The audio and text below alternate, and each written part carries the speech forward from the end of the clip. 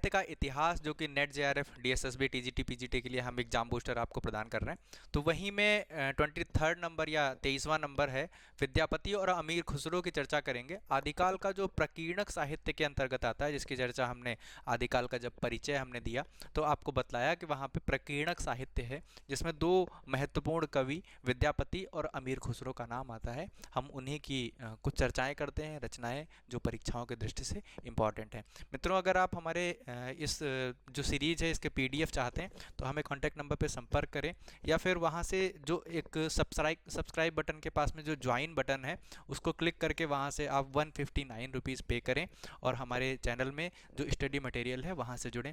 बात करते हैं 23वें बूस्टर के बारे में। प्रकीर्णक साहित्य मित्रों, हमने बताया आपको प्रकीर्णक साहित्य होता क्या है, उसके बारे में कुछ जानकारी प्रदान की। और ये जो प्रकीर्णक साहित्य है इसमें ये दो ही नाम आते हैं, जो दोनों ही नाम बहुत महत्वपूर्ण हैं।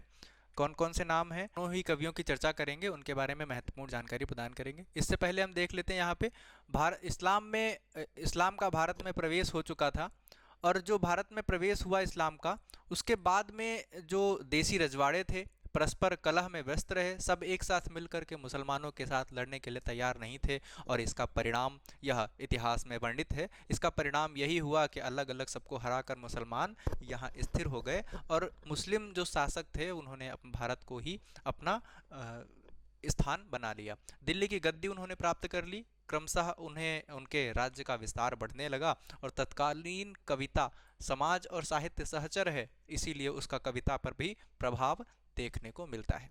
यही जो स्थिति है, मैं आपको ये एक और मुख्य बात बता दूं कि जो विद्यापति और अमीर खुसरो का समय है वह आदिकाल की एक ऐसी रेखा पर है जहां के बाद में कुछ ही समय के बाद में भक्तिकाल का प्रारंभ होने वाला है। तो वह संधि रेखा पर ही स्थित हैं। दोनों का ही नाम जैसा मैंने आपको यहाँ पे बताया हुआ है कि यह साहित्य आदिकाल और भक्तिकाल की मध्य रेखा पर जान पड़ता है। तो यह भी संशय हो जाता है, विद्यापति को भक्त कवि भी कुछ विद्वान बताने का प्रयास करते हैं। तो इस प्रकार से हम चर्चा करेंगे विद्यापति और अमीर खुसरो पर। सबसे पहला नाम आता है विद्यापति का। मित्रों, विद्यापति की अगर हम बात करें तो विद्यापति भारतीय साहित्य की श्रृंगार परंपरा के साथ भक्ति परंपरा के प्रमुख स्तंभों में से एक और मैथिली परिवार के सर्वोपरि कवि के रूप में जाने जाते हैं। कई सारी बातें हो गई कि वह श्रृंगार परंपरा के साथ साथ भक्ति परंपरा के प्रमुख स्तंभों में से एक और मैथिली के सर्वोपरि कवि के रूप में जाने जाते हैं। मैथिल कोकिल की नाम से उनको जाना जाता है, मैथिल कोकिल कहा जाता है, और वह मैथिली के सर्वश्रेष्ठ सर्वप्रसिद्ध कवि हैं, जो बिहार के सभी क्षेत्रों में जो बोली जाती है भाषा, जो बिहार की एक मुख्य भाषा है, बोली है, उस बोली के ही प्रसिद्ध कवि के रूप में हैं। इन्हें वैष्णव, शैव और शाक्त भक्ति के सेतु के रूप में भी स्वीकार किया जाता है, और जो मुख्यतया अगर हम बात करें तो विद्यापति को शैव कहा जाता है।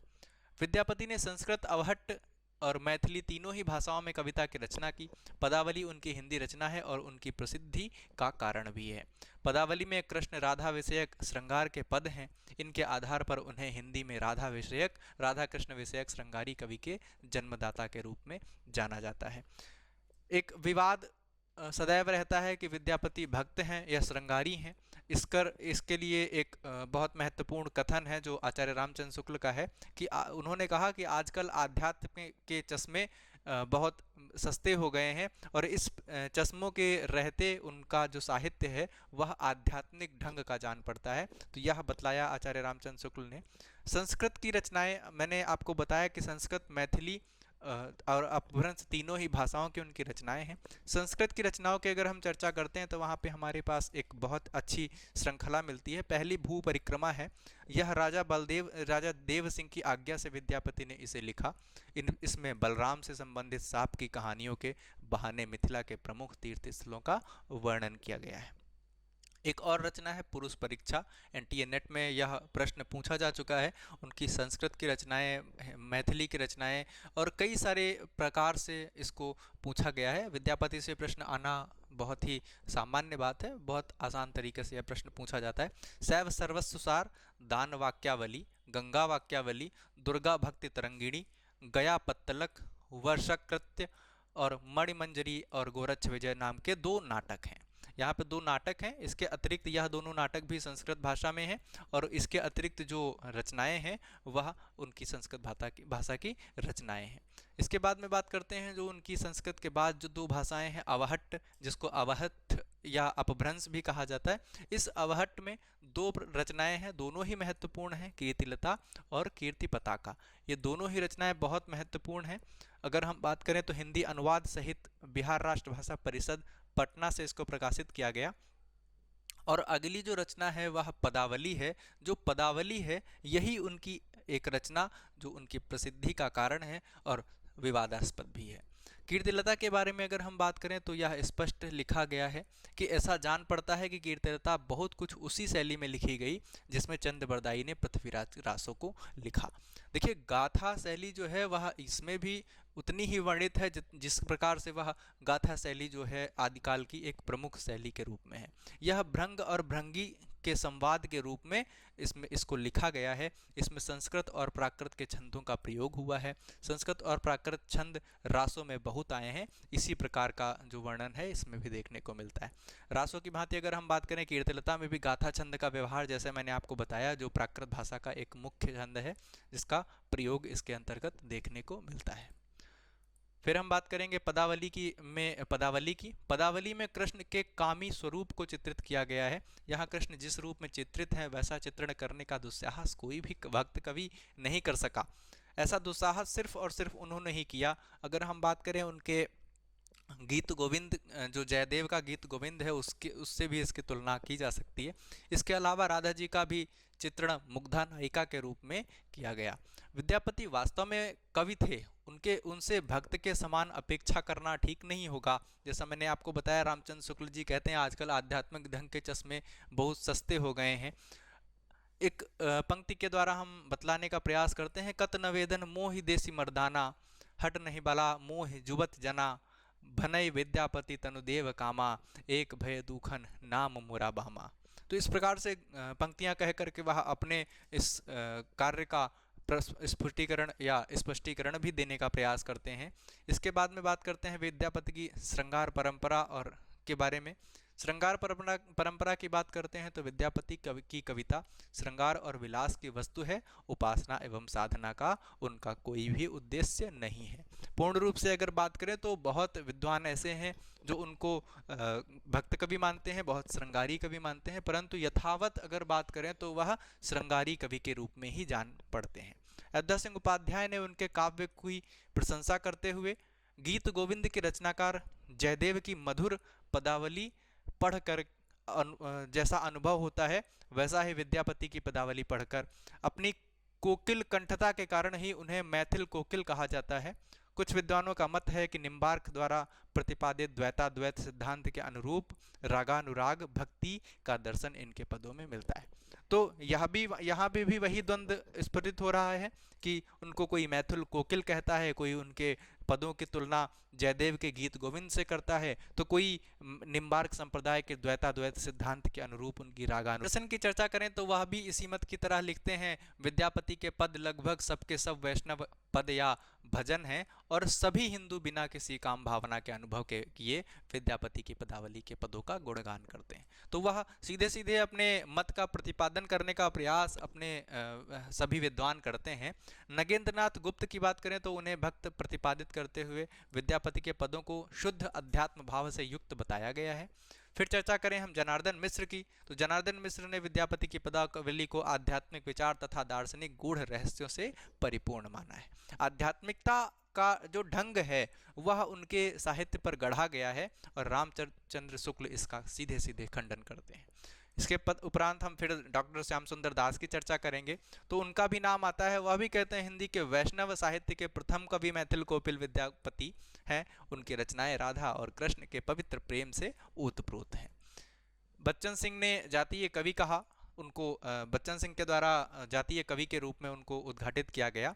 हजारी प्रसाद द्विवेदी की चर्चा करते हैं तो श्रृंगार रस के सिद्ध वाक कवि के रूप में उनको बतलाया गया और यहीं हम उनके सभी उपनामों की चर्चा कर लेते हैं कि जिन जिन उपाधियों से उनको अलंकृत किया गया। तो अभिनव जयदेव कहा जाता है, कवि शेखर कहा जाता है, कवि कंठहार कहा जाता है, नव कवि शेखर कहा जाता है, खेलन कवि के रूप में भी उनको वर्णित किया जाता है, दशावधान, पंचानन जैसे उपमान दे करके उनको मैथिल कोकिल जैसी एक विशेष जो नामांकन है वह उनका किया जाता है और विद्वान उनको इस प्रकार से पुकारते हैं।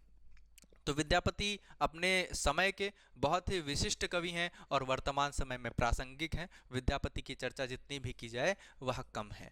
इसके बाद में अगर हम बात करें उनके आश्रयदाताओं की, तो आश्रयदाताओं में देव सिंह का नाम आता है, कीर्ति सिंह, शिव सिंह, पद्म सिंह, नरसिंह, धीर सिंह, भैरव सिंह और चंद्र सिंह जैसे आश्रयदाता हैं जिनके आश्रय में रह करके उन्होंने अपना कीर्ति, अपना कवित्व प्रदर्शित किया। इसके अलावा अगर महाकवि को इसी राजवंश की 3 रानियों का भी सलाहकार रहने का सौभाग्य प्राप्त हुआ, जिसमें नाम आता है लखिमा देवी, विश्वास देवी और धीरमती देवी का नाम आता है। इनके भी सौभाग्य इनको भी प्राप्त हुआ सलाहकार के रूप में रहने का।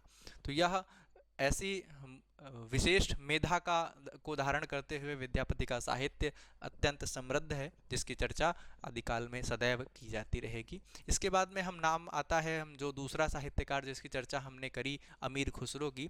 खड़ी बोली जो वर्तमान समय की मानक भाषा है, साहित्य की भाषा है, संचार की भाषा है, उसी खड़ी बोली का 12वीं सदी के 13वीं सदी के आसपास में जो प्रारंभ हुआ, तो उसका प्रारंभ करने का श्रेय जाता है अबुल हसन यमीनुद्दीन अमीर खुसरो को। पूरा नाम है अबुल हसन यमीनुद्दीन और अमीर खुसरो उनको पुकारा जाता है। 1253 से 1325 उनका जन्मकाल है। 14वीं सदी के लगभग दिल्ली के निकट रहने वाले प्रमुख कवि, शायर, गायक और संगीतकार के रूप में उनको जाना जाता है।